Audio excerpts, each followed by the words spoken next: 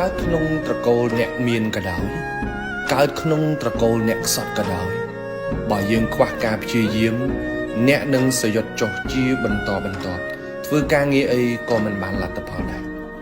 ស្មារតីនៃការព្យាយាមគឺជាគុណធម៌ស្នូលដ៏ធំបំផុតនៅក្នុងជីវិតមនុស្សគ្រប់គ្នា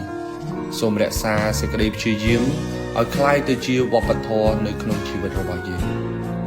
បើអ្នកគិតថាអ្នកព្យាយាមដែរតែគេមិនផ្ដល់ឱកាសឲ្យអ្នកសូមគិតទៅដល់ម្ចាស់ស្ថាប័នលោក Howard Zoll លោកត្រូវបានអ្នកវិនិយោគបដិសេធគំនិតរបស់លោកចំនួន417ដងតែលោកមិនបោះបង់ចោលនៅគំនិតរកស៊ីរបស់លោកទេគាត់តស៊ូរហូតដល់មនុស្សជុំវិញខ្លួនព្រមជឿជាក់លើគាត់គេមិនទុកចិត្តយើងមិនតន់ហួសពេលទេតែរឿងដែលអស់ឱកាសគឺយើងលែងទុកចិត្តខ្លួនឯងគេមិនទុកចិត្តយើង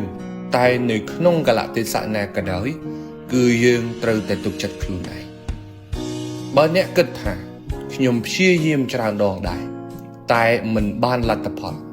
សូមនឹកគិតទៅដល់ YouTuber ដ៏ល្បីឈ្មោះម្នាក់គឺ Mr. Beast គាត់ព្យាយាមធ្វើវីដេអូរយៈពេល5ឆ្នាំពេញផលិតវីដេអូជាង100វីដេអូរហូតដល់មានអ្នកទទួលស្គាល់គាត់ព្យាយាមរាប់រយដងរហូតទទួលបានការទទួលស្គាល់ពីមនុស្សជុំវិញខ្លួនរហូតក្លាយទៅជាកំពូល YouTuber ដ៏ល្បីជាងគេនៅលើโลกអ្នកព្យាយាមហើយអ្នកនឹងបានលទ្ធផលនាពេលខាងមុខខំប្រឹងបន្តលទ្ធផលកំពុងរងចាំអ្នកបើអ្នកគិតថាអស់សង្ឃឹមនឹងព្យាយាមបន្តគិតថាអស់ពេលនឹងព្យាយាមបន្តទៀតសូមនឹកឃើញទៅដល់ស្ថាបនិកមាន់បំពង KFC Colonel Sanders គាត់ត្រូវបានគេបដិសេធគំនិតរបស់គាត់1009ដងហើយគាត់មិនចោះចាញ់នៅតែចិញ្ចឹមចិត្តចាប់ផ្ដើមនៅគំនិតមួយដែលគាត់គិតថាត្រឹមត្រូវគេបដិសេធគាត់ស្ទើរតែកន្លះជីវិតទៅហើយ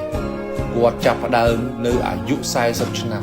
ជាពេលដែលមនុស្សគ្រប់គ្នាចាប់ផ្ដើមសម្រាកហើយគាត់បែរជាចាប់ផ្ដើមនៅគំនិតមួយដែលគាត់គិតថាត្រឹមត្រូវរហូតគាត់ជោគជ័យនៅក្នុងអាយុ65ឆ្នាំគ្មានទេពាក្យថាយឺតពេលនៅក្នុងការចាប់ផ្ដើម